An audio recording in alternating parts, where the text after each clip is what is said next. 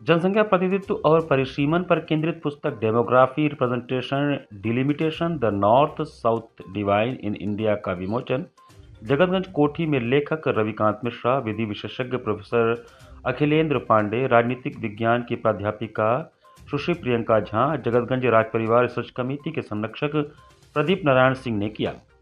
1976 ईस्वी में इमरजेंसी के दौरान हुए 42वें संविधान संशोधन के दौरान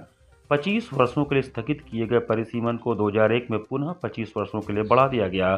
जो 2026 में पूरा हो रहा है। दिन नजदीक आते ही इस मुद्दे पर उत्तर और दक्षिण भारत में एक विवाद को पुनर्जन्म दे दिया है। दक्षिण भारत के प्रतिनिधियों का मानना है कि इस नए परिसीमन में भी अगर जनसंख्या को ही आधार माना गया तो दक्षिण भारत के साथ अन्याय होगा और उत्तर भारत को लाभ मिलेगा, क्योंकि उत्तर भारत में आपने जनसंख्या पर नियंत्रण नहीं किया, जबकि दक्षिण भारत ने अपने जनसंख्या वृद्धि पर रोक लगाई है। इस पुस्तक के माध्यम से रविकांत मिश्रा ने 150 वर्षों के जनगणना आंकड़ों से यह दिखाने का प्रयास किया है कि दक्षिण भारत का यह दावा उचित नहीं है कि इसने अपने जनसंख्या को नियंत्रित किया है। वास्तविकता में हुआ यह है कि दक्षिण भारत ने अपनी जनसंख्या वृद्धि लगभग 1970 ईस्वी से पहले ही कर लिया, जबकि उत्तर भारत में ये घटना लगभग 1970 ईस्वी के बाद हुई। इस अवसर पर काशी हिंदू विश्वविद्यालय में इतिहास विभाग के प्राध्यापक और महामना अभिलेखागार के संरक्षक ध्रुव कुमार सिंह ने लेखक और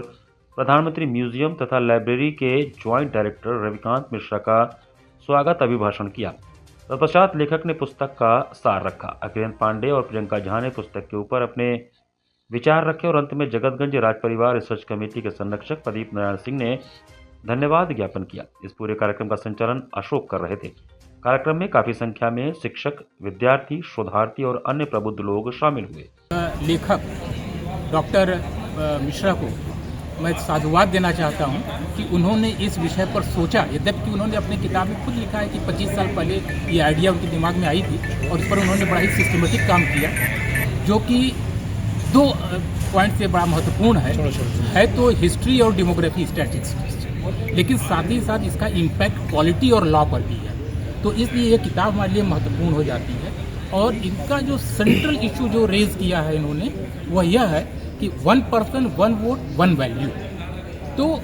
मुझे ये लगता है कि जो 1 वैल्यू की बात है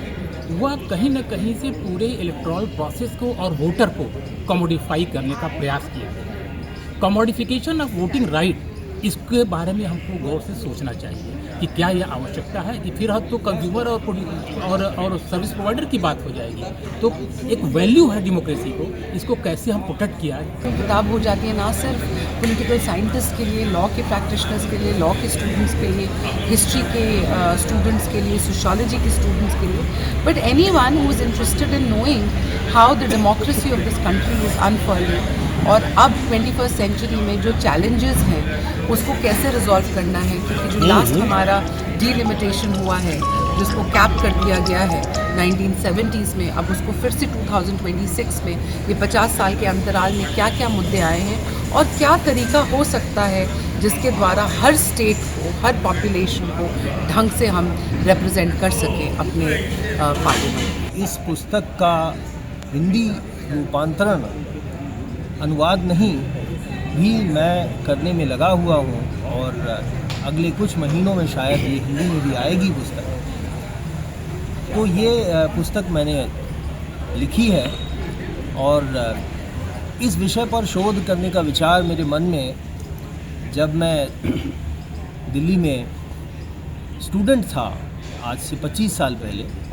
तब ये विचार आया। और उसका संदर्भ ये था कि जो 11वां फाइनेंस कमीशन था,